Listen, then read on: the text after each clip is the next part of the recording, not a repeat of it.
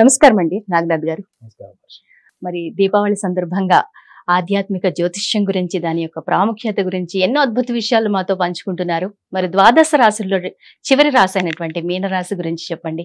వారి యొక్క అసుర లక్షణాలు ఏంటి, దైవ లక్షణాలు ఏంటి, వాళ్ళ గోచారం ఎలా ఉంటుంది, ఇవన్నీ చెప్పండి. ఖచ్చితంగా. ముందుగా హిట్ టీవీ ప్రేక్షకులందరికీ నమస్కారం. అసుర దైవ లక్షణాలు అన్నారు. కలియుగంలో అసురులు వేరు కాదు, దేవతలు వేరు కాదు. ఇద్దరు కలిసి మన మన మన దేహంలోనే సంసారం చేస్తున్నారు అన్నది కలియుగంలో ఒక ఒక రూల్. అది ప్రతి ఒక్కరు తెలుసుకోవాల్సినటువంటి విషయం. ప్రతి ఒక్కళ్ళు కూడా అవగాహన కోసం చెప్తున్నాను. కలియుగంలో అసురులు బయట లేరు, దేవతలు బయట లేరు. అంతా మనకి అంతర్చేతనంలోనే ఉంటారు. ఈ అంతర్చేతన స్థితిలో ఉన్నటువంటి ఈ నెగటివ్ ఫోర్స్, పాజిటివ్ ఫోర్స్, కొంతమందికి పాజిటివ్ ఎనర్జీ ఎక్కువ ఉంటుంది, కొంతమందికి నెగిటివ్ ఎనర్జీ ఎక్కువ ఉంటుంది. పాజిటివిటీ నెగిటివిటీని మనం ఎప్పుడైతే క్లాసిఫై చేస్తామో, ముఖ్యంగా మీనరాశి వాళ్ళకి, మీనరాశికి అధిపతి కూడా గురువే. సో మీనరాశి వాళ్ళకి ముఖ్యంగా గోచారాన్ని కూడా ఒకసారి మనం విశ్లేషిస్తే, వీళ్ళకి రాశిలోనే ఇప్పుడు ప్రజెంట్ ద్వితీయ భాగంలో వాళ్ళకి ఏలినాటి శని. ఎవరికి? మీనరాశి వాళ్ళకి ద్వితీయ భాగం. మొదటి భాగం అయిపోయింది. మొదటి భాగంలో బాగా ఊడ్ చేశారు వీళ్ళకి. అవన్నీ చెప్పిన వాళ్ళకి కూడా నేను చెప్పే ఈ సూచనలు పనికొస్తాయి.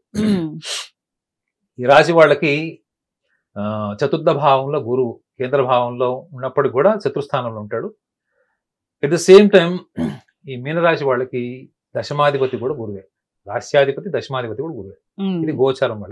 వాళ్ళకి వ్యయంలో రాహు ఉంటాడు. సో వీళ్ళు ఆధ్యాత్మిక బలాన్ని ఎలా తెలుసుకోవాలి? ఎందుకంటే వాళ్ళకి ఏలినాటి శని నడుస్తుంది. మనము ఎన్నో రకాల రీచువల్స్, మనము ఆధ్యాత్మిక పరమైనవి రీచువల్స్ గా మనము బయట ప్రపంచంలో చేస్తాం. అది హోమాలు, జపాలు, పాలాభిషేకం, అన్ని తీర్థయాత్రలు అన్ని చేస్తాం. అవన్నీ ఓకే. కానీ మీరు చేసేటువంటి ఈ కార్యాచరణ అంతా కూడా మీ వ్యవహార శైలిని, మీ కుటుంబ సమస్యల్ని, లేదా కుటుంబపరమైన విషయాల్ని, లేకపోతే ఆర్థిక పరమైన విషయాల్ని నిజంగా పెంపొందిస్తుందా, మెరుగుపరుస్తుందా చెప్పండి. ఒక విషయం చాలా బ్లంట్ గా చెప్తున్నాను మీనరాశి వాళ్ళకి, మీరు అపార్థం చేసుకున్నా కానీ ఆలోచించండి ఒకసారి. ధర్మపరమైనటువంటి అంశాలు దేని వల్ల కూడా ఆర్థిక స్థితి మెరుగుపడదు. అంటే religious practices cannot make you to become rich or flourish. ఒకవేళ నిజమైతే ప్రపంచ దేశాల్లో 55 దేశాల్లో మా మతం ఉందని చెప్పుకునే వాళ్ళ దేశాల్లో 50 దేశాలు అడుగు తింటూనే ఉన్నాయి. మరి అవన్నీ మతపరమైన దేశాలే, మనలాగా సెక్యులర్ దేశాలు కావు. విన్నారా మేడం? మనది ఒకటే సెక్యులర్ దేశం, దౌర్భాగ్యం అది. ప్రపంచ దేశాల్లో మా మతమే శాసిస్తుంది అనుకున్నటువంటి దేశాల్లో అడుగు తింటూ చాలా దుర్భరమైనటువంటి స్థాయిలో ఉన్న వాళ్ళందరూ కూడా వాళ్ళు గొప్పగా చెప్పుకున్నటువంటి మతపరమైనటువంటి విశ్వాసాలు వాళ్ళు అనుత్యం ప్రాక్టీస్ చేస్తారు. But are they really flourishing? Are they prospering? No. గడిచిన 70 సంవత్సరాల్లో ఏ రోజు వాడు ఎదగలేదు. ఇక్కడ ఉన్నారు, అక్కడే ఉన్నారు, పడిపోతున్నారు. ఇంకా ఎందుకు మీనరాశి వాళ్ళకి చెప్తున్నానంటే, మీనరాశి వాళ్ళకి డిఫాల్ట్ ఒక డిటాచ్డ్ ఫ్యాకల్టీ ఆఫ్ పర్సనాలిటీ ఉంటుంది. మనం ఏమని చెప్పచ్చు, ఒక ఊహాత్మకంగా ఒక చిత్రాన్ని నేను ఒకవేళ ఊహించుకుంటే వాళ్ళ గురించి ఒక సన్యాసి అని చెప్పచ్చు. సన్యాసి అనే వాళ్ళు కూడా వీళ్ళకి ఒక విచిత్రమైనటువంటి సన్యాసి లక్షణాలు ఉంటుంది. గమ్యం లేని బాటసారి అన్నమాట. వీళ్ళు జర్నీ నడుస్తూనే ఉంటది, కానీ వీళ్ళు ఎటు వెళ్తున్నారో తెలియదు. దీన్ని మీరు వ్యవహారానికి అప్లై చేసి చూడండి. వీళ్ళు వ్యవహారంలో బతకలేరు మేడం. వ్యవహారంలో బతకలేరు, వ్యవహారాన్ని శాసించలేరు. రెండోది నాటకీయంగా ఉండలేరు, స్వేచ్ఛ కోరుకునేవాళ్ళు నిర్బంధించి ఉంచితే ఉండలేరు. రెండోది అబద్ధాలు చెప్పి బతకలేరు. మీరు చెప్పండి, వీళ్ళు ఆధ్యాత్మిక పరంగా గొప్పవాళ్ళు కదా, వ్యవహారికంగా కాదు, వ్యవహారికంగా బలహీనులు. What my point? ఇప్పుడు మీరు వ్యవహారికంగా కూడా మీరు మకర రాశి వాళ్ళలాగా పోటీతత్వం ఉండాలి, మీకు ప్రతిఘటించే లక్షణాలు ఉండాలి. కానీ లేదు, నేను అక్కడ వ్యవహారికంగా వచ్చేటప్పటికి నేను ఈ పని చేయలేను, నేను ఇది చేయలేను, ఇది నా మనస్తత్వానికి విరుద్ధం. ఆ లక్షణాన్ని ఏమనుకోవాలి మనం? ఇప్పుడు ఏమి చేయలేము, వాళ్ళతో పోటీ పడలేము, ఇట్లాంటి ఏదైతే గుణం ఉందో వాళ్ళకి దాన్ని ఎలా చూడాలి? అసలు దాన్ని ఎలా చూడాలి అనకన్నా దాని వెనక మర్మం ఏంటో చెప్తాను. What my point? మర్మం మీకు వేళ్ళు ఏంటో చెప్తే అయిపోతుంది కదా, చెట్టు లక్షణం మీకు తెలిసిపోతుంది. వీళ్ళు ఎప్పుడు కూడా మంచి పేరు కోరుకుంటారు మేడం. మంచి పేరు ఉండాలి, ఎక్కడికి వెళ్ళినా కానీ. ఇప్పుడు మీకు మా ఛానల్ వాళ్ళు పూలదండ వేసారంటే అర్థం ఏంటి? మేడం అద్భుతంగా చేశారు యాంకరింగ్ అని మీకు ఒక అబద్ధం చెప్పి మెళ్ళ అందుకు పూలదండ వేసారు పటాయించినట్టు కాదు మేడం, మీకు వేసి మీకు పంచి అర్థం కాదు. మీ మెళ్ళ పూలదండ వేసి మీకు ఒక అబద్ధం చెప్పి మీరు అద్భుతంగా యాంకరింగ్ చేశారు, అబద్ధం చెప్పారనే కదా. అదే అదే. సో మీకు పూలదండ వేయడం అంటే ఏంటి మేడం? అదొక పురస్కారం, హానర్. అవునండి, అబద్ధం చెప్పి పూలదండ వేశారు అన్నారు మీరు ఇక్కడ, దాన్ని హానర్ కింద ఎలా తీసుకుంటాము? మీనరాశి వాళ్ళకి వచ్చేసారు ఇప్పుడు, మీరు ఇంకా నేను ఇక్కడికి వచ్చేసా సబ్జెక్ట్, మీరు వచ్చేసారు. ఇప్పుడు వీళ్ళకి ఆ యొక్క పురస్కారం, హానర్ కావాలి, గౌరవం కావాలి, గౌరవం. అదే వాళ్ళ జీవితాసారాంశం, అంతే. వాళ్ళు ఏం చేసినా గౌరవాన్ని ఎక్స్పెక్ట్ చేస్తారు. ఈ గౌరవాన్ని ఎక్స్పెక్ట్ చేయడం లౌకికంలోనే రాక్షసుల లక్షణం, అసుర లక్షణం. అది గుర్తింపు కోరుకోవడం అసుర లక్షణం ఎలా అవుతుంది గురుగారు? గుర్తింపు కోరుకునే క్రమంలో మీరు ఆర్థికంగా ఎదగకపోవడం వల్ల, జీవితంలో ఎదగకపోవడం వల్ల, మీరు కుటుంబంలో ఒక బాధ్యతాయుతమైనటువంటి స్థాయిలో ఉన్నప్పుడు మీ కింద వాళ్ళు కూడా మీరు అనుసరిస్తున్నటువంటి మార్గంలోనే వెళ్ళాలి. నేను మీకు ఎందుకు ఈ మతపరమైనటువంటి దేశాల ఎగ్జాంపుల్ ఎందుకు చెప్పాను? వాళ్ళ కుటుంబంలో వీళ్ళ యొక్క ఛాందస్స భావాల వల్ల వాళ్ళ generations ఏమవుతున్నాయి?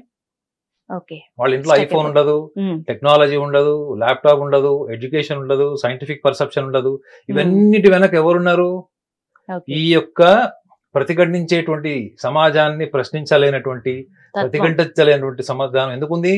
Because I want to be honoured with my belief, with my prejudices, and I'm very sensitive about handling environment. అంటే ఒకటి వీళ్ళు గమనించాల్సింది ఏంటంటే, మీరు అడిగిన ప్రశ్నలో ఇంకొక కోణం ఏంటంటే, లౌకికంగా బతకడం రాదు ముందర చెప్పా కదా, అక్కడ టాక్ట్ఫుల్ గా ఎలా డీల్ చేయాలో తెలియదు. అదే పక్కన ఎవడన్నా ఒకటి సలహా ఇచ్చాడు అనుకోండి, ఇట్లా నువ్వు డీల్ చేయాలంటే చేస్తారు. మీకు తెలుసా? చూడండి, అపారమైనటువంటి విధేయత. నేనైతే చెప్పా కదా, ఒక రకంగా చెప్పాలంటే ఐ వాజ్ రియల్లీ ఫ్యాసినేటెడ్. నా మీనరాశి ఫ్రెండ్స్ చాలా ఉన్నారు, ఎంత నిజాయితీగా ఉంటారంటే చెప్తే వింటారు. అబ్బా, అసలు మీరు ఇలా చెప్పడం దాన్ని యాజ్ ఈజ్ గా ఎగ్జిక్యూట్ చేసేస్తారు వాళ్ళు. కానీ వాళ్ళకి they always need a mentor కావాలి, ఒక గైడ్ గానీ, మెంటార్ గానీ, ఒక మోటివేషనల్ పర్సన్ ఉండాలి. కారణం ఏంటంటే వాళ్ళ మీద వాళ్ళకి వ్యవహారికంగా ఆత్మస్థైర్యము, ఆత్మవిశ్వాసం ఉండదు. అదే మీరు వాళ్ళతోని మీరు ఒక నెల రోజులు ఉపవాసం చేయండి, రోజు 6 గంటలకు లేచి మీరు ధ్యానం చేయండి, టెన్షన్ గా 6 o'clock లేస్తారు. అంటే ఈ ఫిజికల్ మెంటల్ డిసిప్లైన్ కి సంబంధించిన విషయాల్లో వీళ్ళు టాప్. అదే మీరు బయటికి వెళ్ళి ఇంటర్వ్యూకి వెళ్ళండి, బాస్ ఇట్లా అన్నాడు కాబట్టి అడ్జస్ట్ అవ్వండి, ఇది ఇట్లా ఉండండి, అది అట్లా ఉండండి అని చెప్పండి, ఉండలేరు. దాని బదులు ఒక చిన్నది మిర్చి బండి పెట్టుకోవడం బెటర్ అనుకుంటారు, ఎందుకంటే స్వేచ్ఛ ఉంటుంది కాబట్టి. Got my point. సో వీళ్ళు అందుకే మీనరాశిలో చాలా మందిని చూశాను, 40 years వరకు ఉద్యోగం చేసి అప్పటి వరకు సంపాదించిన సంపాదనతోని ఫార్మ్ హౌస్ లో అగ్రికల్చర్ లేకపోతే వెజిటబుల్ బిజినెస్ చేసుకునే వాళ్ళని చాలా మందిని చూశాను. ఎందుకంటే వాళ్ళు ఆ ప్రెషర్ తీసుకోలేరు మేడం. ఏ ప్రెషరు? స్వేచ్ఛని హరించేటువంటి ప్రెషర్ వీళ్ళు తీసుకోలేరు. అందుకే వీళ్ళకి ఎక్కువగా చూడండి, అర్లీ ఏజ్ లో వీళ్ళకి బీపీ ఫ్లక్చుయేషన్స్ వస్తాయి. మీ ఇష్టానికి విరుద్ధంగా మీరు బతుకుతున్నప్పుడు, మీ భావోద్వేగాలను వ్యక్తపరిచినప్పుడు మీకు వచ్చే ఆరోగ్య సమస్య ఏంటి? బీపీ. హార్ట్ ప్రాబ్లమ్స్ వస్తాయి వీళ్ళకి, because they are not the people easily express their emotions. భావోద్వేగాలను ఎప్పటికప్పుడు షేర్ చేయరు వీళ్ళు.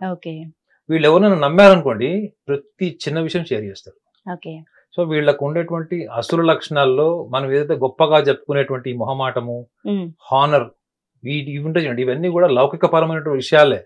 వీటిని మీరు ఛేదించక తప్పదా? అవునా కదా? లేకపోతే జీవితంలో సక్సెస్ లేదు, ఫైనాన్షియల్ స్టేటస్ లేదు. సో దీనికి మీరు ఈ లక్షణాలని మీరు పక్కన పెట్టేసి, మీలో ఉన్నటువంటి గొప్ప లక్షణాలని మాత్రమే మీరు పరిగణలోకి తీసుకొని వ్యవహారాన్ని గెలుస్తారా? గెలవలేరు. వ్యవహారాన్ని గెలవలేదు అన్నానికి మీకు 50 దేశాల ఎగ్జాంపుల్ చెప్పారు.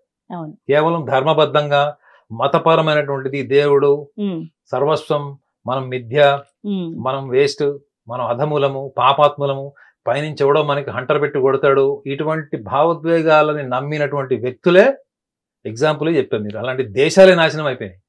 కానీ మీనరాశి వాళ్ళకి నా మోటివేషనల్ పాయింట్ ఏంటంటే, మీరు ఎదుటి వ్యక్తి దృష్టిలో మంచివాళ్ళు అవ్వాలి అనుకుంటే మీలో ఉన్నటువంటి క్రియేటివిటీ, మీలో ఉన్న ఇండివిజువాలిటీ మీరు గుర్తుపెట్టుకోండి. మీనరాశి వాళ్ళకి మీరు ఏదైనా చెప్పండి, వాళ్ళ సొంత బుర్ర పెట్టకుండా ఏది ఎగ్జిక్యూట్ చేయరు.